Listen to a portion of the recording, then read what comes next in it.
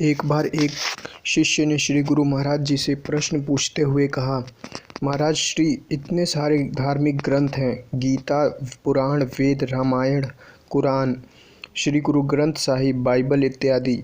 इन शास्त्र ग्रंथों के होते हुए भी अधर्म का बोलबाला है, नकली पाखंडी गुरुओं की भरमार है। मेरा प्रश्न यह है कि फिर धार्मिक ग्रंथों के होने का क्या लाभ हुआ?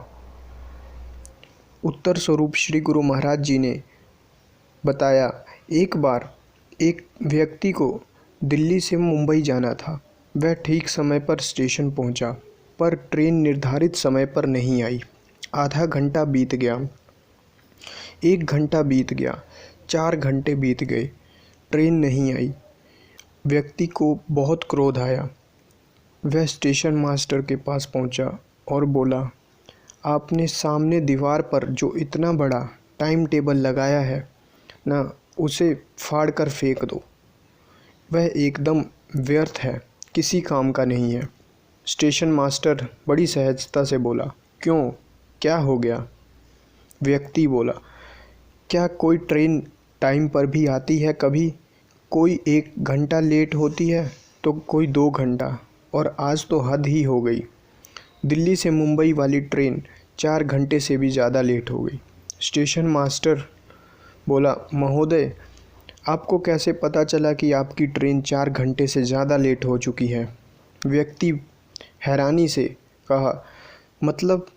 स्टेशन मास्टर बोला, मतलब यही कि टाइम टेबल ने ही तो आपको दिल्ली से मुंबई जाने वाली ट्रेन का सही समय बताया है।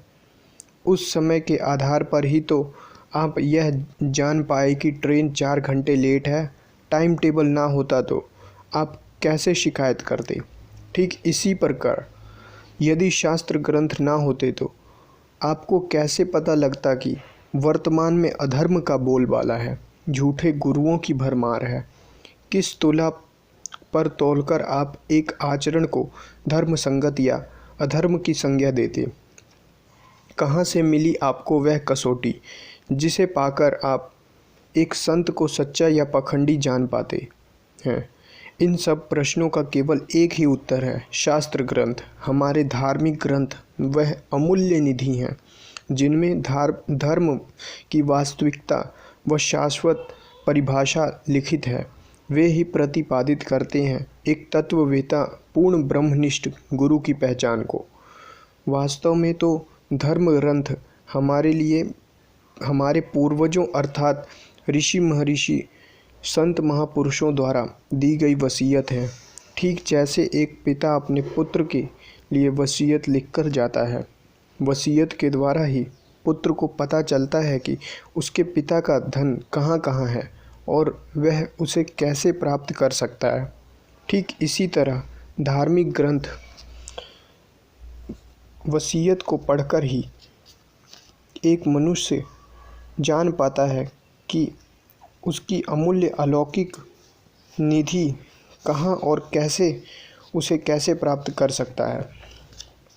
परंतु विडंबना यह है कि मनुष्य अक्सर शास्त्र ग्रंथों से लाभ नहीं उठा पाता। इसके पीछे मुख्यतः 2 कारण हैं। पहला, शास्त्र ग्रंथों के गूढ़ अर्थों को ना समझ पाना। ग्रंथों की अलंकृत भाषा में निहित मर्म को मनुष्य बुद्धि ग्रहण नहीं कर पाती। जैसे एक बार एक सेठ की मृत्यु के पश्चात उसके 4 पुत्रों ने उसकी वसीयत पढ़ी।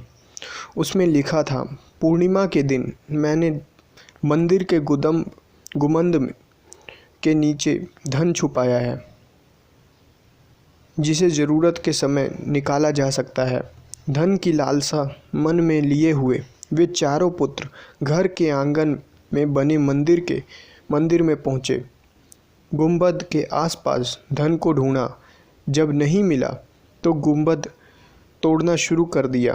गुंबद के गिरते ही मंदिर भी ढह गया, सारा मंदिर तहस नहस हो गया। परंतु धन तो क्या, एक फूटी कौड़ी भी प्राप्त ना हुई। अब लगे चारों पुत्र पिता व वसीयत को बुरा भला कहने।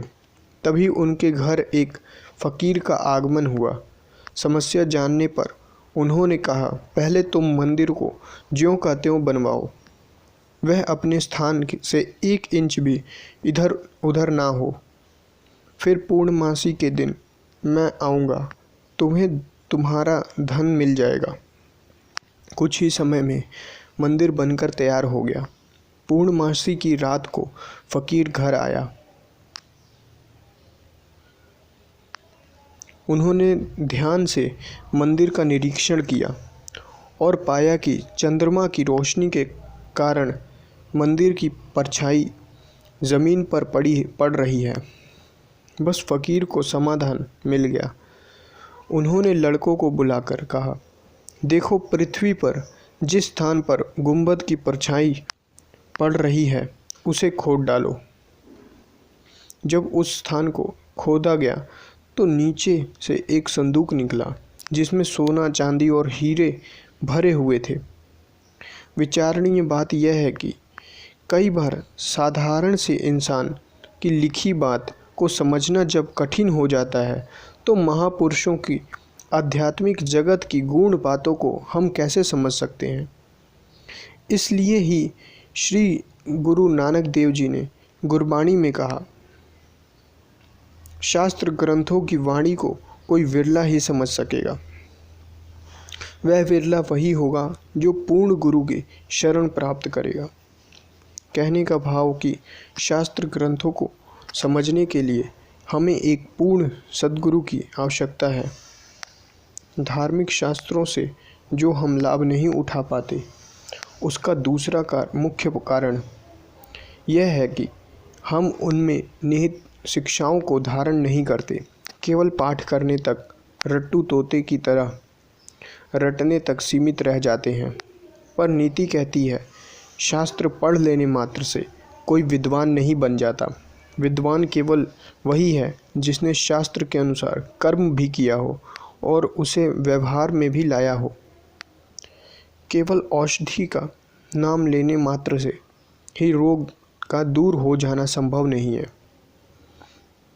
जब तक कि औषधि खाई ना जाए। कहा गया है, 4 18 9 पढ़े, 6 पढ़ खोया मूल, सूरत शब्द चीन्हे बिना ज्यों पंछी चंडूल। 4 वेद, 18 पुराण, 9 व्याकरण, 6 शास्त्र भी पढ़ लिए, लेकिन यदि उनके मूल को खो दिया, यानी सच्चे शब्द को नहीं जाना, उस परम सत्य का साक्षात्कार नहीं किया, तो स्थिति केवल चंडूल पक्षी की तरह ही है। चंडूल पक्षी जिस पक्षी की आवाज़ को सुनता है वही बोलने लग जाता है। इस प्रकार उसकी स्वयं की कोई भी आवाज़ नहीं होती। ऐसी ही स्थिति उन मनुष्यों की है जो शास्त्रों को पढ़कर केवल बोलने तक ही सीमित है। बिना मर्म को धारण किए केवल रटने से वे अपने अस्तित्व को खो बैठते हैं। अपनी वास्तविक पहचान अपनी आत्मा से कोसों दूर हैं। इसलिए विवेकी पुरुषों ने यही कहा है, पढ़िए नहीं भेद बूझिए पावना। केवल पढ़ने तक सीमित नहीं रहना, वरन उस प्रभु का बोध कर, अर्थात उसका साक्षात्कार कर उसे प्राप्त भी करना है। ईश्वर का यह बोध, ईश्वर का प्रत्यक्ष दर्शन केवल और केवल पूर्ण गुरु ही करा सकते हैं। हरि निर्मल अति उजला, बिन गुरु पाइए ना जाई। निर्मल उज्ज्वल अर्थात प्रकाशवान गुरु की प्राप्ति, प्रभु की प्राप्ति गुरु के बिना संभव नहीं। अंत में महाराज जी ने कहा, इस शास्त्र ग्रंथों को अवश्य पढ़िए, पर पढ़ने तक सीमित ना रहें। उनमें जो पूर्ण गुरु की कसौटी दी गई है उसके आधार पर सद्गुरु को ढूंढिए। पूर्ण गुरु से भेंट होने पर उनसे ब्रह्म ज्ञान की दीक्षा लें और अपने अंतःकरण में ईश्वर का दर्शन करें। फिर साधना के पथ पर चलकर प्रभु को प्राप्त कर जीवन का कल्याण करें। सार्थक शास्त्रों की शिक्षा की सार्थकता गुरु की दीक्षा मिलने पर ही होती है। मैंने श्री गुरु महाराज जी से प्रश्न पूछते हुए कहा, श्री गुरु महाराज जी, सभी धर्मों में उपवास की बड़ी महिमा है।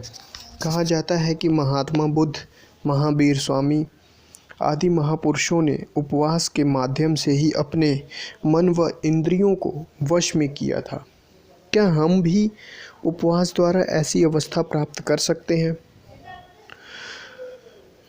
उत्तर स्वरूप श्री गुरु महाराज जी ने कहा, आपका कहना बिल्कुल सही है। महापुरुषों ने निसंदेह उपवास द्वारा अपने मन व इंद्रियों को वश में किया था, परंतु किस प्रकार के उपवास द्वारा, यह समझना भी आवश्यक है।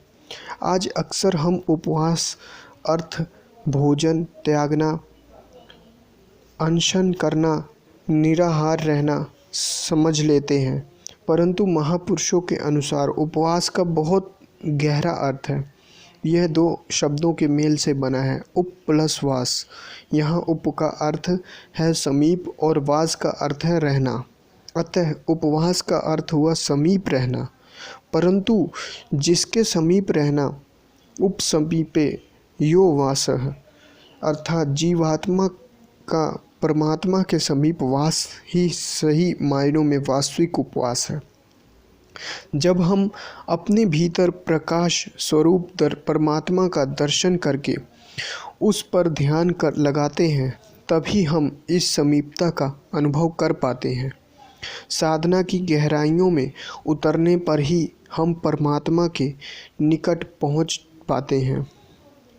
और जब हम इस प्रकार के उपवास करते हैं तो हमारा मन ईश्वर के चरणों में समर्पित हो जाता है। अपनी विषय शक्ति छोड़कर वह हमारे वश में आ जाता है। मन इंद्रियों का स्वामी है। जब मन ही वश में आ गया, फिर इंद्रियां कैसे अनियंत्रित रह सकती हैं? सभी महापुरुषों ने इसी प्रकार का उपवास किया था। आज हम सोचते हैं कि महात्मा बुद्ध को निराहार रहने से निर्वाण पद प्राप्त हुआ था, परंतु ऐसा नहीं है। उन्होंने अन्न जल छोड़ा नहीं था, अपितु वह तो स्वयं ही उनसे छूट गया था, क्योंकि वे संत सुजाता से ज्ञान प्राप्त करके साधना की गहराइयों में उतर गए थे। बोधि वृक्ष के नीचे लगातार 40 दिनों तक ईश्वरीय प्रकाश में ध्यानस्थ रहे थे। ध्यान में इतना लीन हो गए थे कि उन्हें अन्न जल की सुधि ही नहीं रही। अंततः ध्यान की अवस्था में उन्हें बोधिसत्व प्राप्त हुआ, अर्थात वे अपने मन और इंद्रियों पर विजय प्राप्त कर गए। केवल अन्न जल का त्याग करने से इंद्रियों पर कभी भी विजय प्राप्त नहीं किया जा सकता। यूं भूखे रहने से तो वे शिथिल पड़ जाती हैं, कमज़ोर हो जाती हैं, कुछ भी करने की शक्ति खो देती हैं, यहाँ तक कि विषय भोग करने की भी हिम्मत नहीं रहती। और इसे हम इंद्रियों का नियंत्रित होना समझ लेते हैं, पर यह हमारी एक भूल है, क्योंकि कुछ दिनों बाद जब हम भोजन ग्रहण करते हैं, तब हमारे भीतर पुनः शक्ति का संचार होता है। इंद्रियां फिर बलवती होकर विषय भोगों की ओर दौड़ने लगती हैं। इसी बात को स्पष्ट करते हुए भगवान श्री कृष्ण ने गीता में भी कहा है, निरहारी पुरुष से विषय तो दूर हो जाते हैं, परंतु उनके प्रति राग नहीं। परम तत्व परमात्मा को देखने पर ही इस पुरुष का राग दूर हो पाता है, अर्थात उसकी इंद्रियां नियंत्रित हो पाती हैं।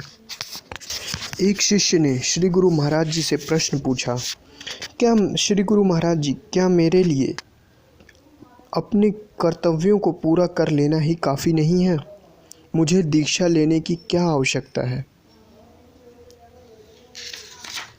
श्री गुरु महाराज जी ने उत्तर देते हुए कहा, हमें जीवन में ज्ञान की तो सबसे ज़्यादा आवश्यकता है, क्योंकि कई बार ज्ञान के अभाव में हम अपने कर्तव्यों को जान तक नहीं पाते। जैसे अंधकार में मनुष्य को सही गलत मार्ग की पहचान नहीं रहती, उसे पता ही नहीं चलता कि वह कौन से मार्ग पर कदम बढ़ाए। उसी प्रकार अज्ञानता के अंधकार के कारण हम यह निर्णय नहीं कर पाते कि हमारे लिए क्या करने योग्य है और क्या नहीं।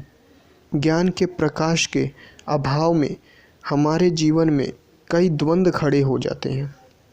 हमें सही गलत का विवेक नहीं रहता और ऐसे में कई बार हम अपने कर्तव्यों को सही तरीके से पूरा करने से चूक जाते हैं।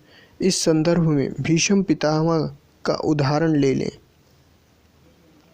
उनके पिता वृद्धावस्था में भी काम वासनाओं के वशीभूत होकर दूसरा विवाह करना चाहते थे। ऐसे में उनका कर्तव्य था कि वह अपने पिता को सही दिशा दिखाकर ऐसा करने से रोकते, परंतु ज्ञान के प्रकाश के अभाव में वह अपने इस कर्तव्य को नहीं जान पाए और पिता की गलत इच्छा पूर्ति के लिए स्वयं यह भीषण प्रतिज्ञा ले बैठे कि वे आजीवन ब्रह्मचारी रहेंगे और हस्तिनापुर की राजगद्दी पर आसीन राजा का सदा साथ देंगे। हालांकि उन्होंने अपनी ओर से तो पुत्र धर्म का पालन किया था, परंतु कोई भी विवेकशील इंसान यह समझ सकता है कि उनकी इसी प्रतिज्ञा के कारण उन्हें धृतराष्ट्र और दुर्योधन जैसे दुराचारियों का पक्ष लेना पड़ा। इसका परिणाम क्या निकला? भीषण महाभारत युद्ध। पर इसके विपरीत प्रभु श्री राम का उदाहरण लें। उनके पिता दशरथ नहीं चाहते थे कि वे उनका वचन पूरा करने के लिए 14 वर्ष के वनवास को जाएं, पर फिर भी प्रभु श्री राम अपने पिता की इच्छा के विरुद्ध वन को जाते हैं, क्योंकि ज्ञान से परिपूर्ण होने के कारण वे अपने कर्तव्यों को भली भांति जानते थे। वे जानते थे कि कुल की मर्यादा के लिए पिता द्वारा दिए गए वचन की लाज रखने के लिए और आगे चलकर अनगिनत राक्षसों का संहार करने के लिए उनका वन जाना जरूरी है। और हम सब जानते हैं कि उनकी इस दूरदर्शिता का परिणाम क्या निकला। एक अखंड राक्षस विहीन राम राज्य। कहने का मतलब यह है कि ज्ञान ही हमें वह विवेक देता है जिससे हम अपने कर्तव्यों को भली भांति समझ पाते हैं। न केवल समझ पाते हैं बल्कि ज्ञान की शक्ति द्वारा उन कर्तव्यों को सही तरीके से पूरा भी कर पाते हैं। एक अन्य शिष्य ने प्रश्न पूछते हुए कहा, महाराज श्री चमत्कार को नमस्कार। आज बहुत से जिज्ञासु सतगुरु की पहचान उसके द्वारा किए गए चमत्कारों से करते हैं। महाराज श्री, क्या यह सही है? श्री गुरुदेव ने उत्तर स्वरूप कहा, आज हम चमत्कार और हाथ की सफाई को एक जैसा मानने की भूल कर बैठते हैं, परंतु दोनों में बहुत अंतर है। चमत्कार एक परिवर्तन का नाम है, एक ऐसे परिवर्तन का जो किसी साधारण मनुष्य के जीवन में कुछ असाधारण कर दिखाए। वहीं दूसरी ओर हाथ की सफाई केवल मनोरंजन का एक साधन है जिसे व्यवसाय के रूप में अपनाकर कुछ जादूगर या बाजीगर अपनी रोजी रोटी कमाते हैं। वर्तमान समय में कुछ तथाकथित गुरु भी इस कला का सहारा लेकर भोले भाले श्रद्धालुओं को दिग्भ्रमित कर रहे हैं। छोटे मोटे जादू दिखाकर वे स्वयं को दिव्य शक्तियों का स्वामी सिद्ध करने की कोशिश करते हैं, लेकिन इनसे तो वे जादूगर ही अच्छे हैं जो कम से कम अपने आप को संत महात्मा तो नहीं कहते। स्पष्ट शब्दों में इस कला को अपने हाथ की सफाई बताते हैं। एक पूर्ण सतगुरु की पहचान यही है कि वे कभी भी बाहर से चमत्कार नहीं करते। वे तो अपने सानिध्य में आने वाले हर जीव को ब्रह्म ज्ञान प्रदान कर उसे उसके भीतर एक अलौकिक परिवर्तन ला देते हैं। एक स्वार्थी जीव परमार्थी बन जाता है, एक अत्याचारी जीव सदाचारी बन जाता है। ऐसा ही अद्भुत परिवर्तन हुआ था डाकू अंगुलीमाल के जीवन में, कपिलवस्तु के नरेश, सुद्धोधन का राजतंत्र जिस अंगुलीमाल का बाल भी बांका न कर पाया, उसे महात्मा बुद्ध ने ज्ञान ने भिक्षु और अहिंसक बना दिया। गणिका, वेश्या, अजामिल, डाकू, सज्जन, ठग इत्यादि पाप कर्मों में लिप्त जीव आत्माएं भी सतगुरु का सानिध्य पाकर संत बन गए। यही वास्तविक चमत्कार है। पतन से गर्त में गिरे जीव को श्रेष्ठता के शिखरों पर ला खड़ा करना, उसे चमत्कार से मिला देना, उसे परमात्मा से मिला देना इस सृष्टि का सबसे बड़ा चमत्कार है। और यही एक पूर्ण सद्गुरु अपने शिष्य के भीतर करते हैं। इसलिए एक पूर्ण सद्गुरु की कसौटी बाहरी नहीं अपितु आंतरिक चमत्कार है। एक बार एक शिष्य ने श्री गुरु महाराज जी से प्रश्न पूछते हुए कहा, श्री गुरु महाराज जी, मैं एक मनोचिकित्सक हूँ। मेरे विचार से ईश्वर एक मनोरोग है और भक्त एक मनोरोगी। ऐसा रोगी जिसने कल्पना में ईश्वर का दर्शन किया और उसे सत्य मान बैठा। यदि भक्तों का उचित तरीके से मनोपचार किया जाए तो ये ईश्वर तीश्वर के भ्रम से बाहर निकल आएंगे। इस विषय में आपका क्या विचार है? श्री गुरु महाराज जी ने उत्तर देते हुए कहा, सर्वप्रथम तो मैं यह कहना चाहूँगा कि किसी के कहने मात्र से कोई मनोरोगी सिद्ध नहीं हो जाता, बल्कि अक्सर तो यह देखा गया है कि एक व्यक्ति दूसरे को मनोरोगी या पागल इसलिए कहता है क्योंकि वह स्वयं मानसिक रूप से अस्वस्थ होता है। एक बार कुछ मित्र अपने एक पागल मित्र को डॉक्टर के पास लेकर गए। डॉक्टर ने जब प्रश्न किया, आप लोगों में से पागल कौन है, तब जानते हैं उत्तर किसने दिया? उस पागल व्यक्ति ने अपने मित्रों की ओर इंगित करके बोला, डॉक्टर साहब, बस मैं पागल नहीं हूँ, बाकी ये सब पागल हैं। इसी संदर्भ में मुझे एक अन्य घटना स्मरण हो आई। पश्चिम में एक घाटी है, उसके सभी निवासी नेत्रहीन हैं। कारण उस क्षेत्र में कुछ ऐसी मक्खियां हैं जिनके डंक मारने पर व्यक्ति की आँखों की ज्योति चली जाती है। इसलिए जन्म के समय तो सभी शिशुओं की दृष्टि होती है, पर कुछ ही क्षणों, दिनों या हफ्तों बाद मक्खी के संपर्क में होने पर वे अपनी नेत्र ज्योति खो बैठते हैं। वहाँ की सरकार ने इस समस्या के निदान हेतु अनेक उपाय किए, पर सभी विफल हो गए। एक बार एक समाज सेवी उस घाटी में पहुँचे। उन नेत्रहीनों को उन्होंने सूरज व प्रकाश के बारे में बताया। घाटी वासियों ने उनकी बातों पर अविश्वास प्रकट किया। अपने तर्क रखते हुए बोले, यदि सूर्य का अस्तित्व है, प्रकाश नाम की कोई वस्तु है, तो हमें लाकर दिखाओ। हम उसका स्पर्श करेंगे, उसे सूंघेंगे, उसको बजाकर थपथपाकर जानेंगे। समाज सेवी ने कहा, यह असंभव है। प्रकाश को केवल देखा जा सकता है, इसलिए यह आवश्यक है कि आप सब अपनी आँखों का उपचार करवाएं। समाज सेवी का इतना कहना था कि घाटीवासी ठहाका लगाकर हंसने लग पड़े। उनमें से एक अधेड़ उम्र का व्यक्ति बोला, भाई, उपचार की हमें नहीं, तुम्हें आवश्यकता है। जाओ किसी अच्छे डॉक्टर से अपने दिमाग का इलाज कराओ। उपरोक्त घटना में यदि घाटीवासियों के स्थान पर आप बुद्धिजीवी समाज को और समाज सेवी के स्थान पर भक्तों को रख दें, तो आपको आपके प्रश्न का उत्तर स्वयं मिल जाएगा। वास्तव में ईश्वर का साक्षात दर्शन करते हैं।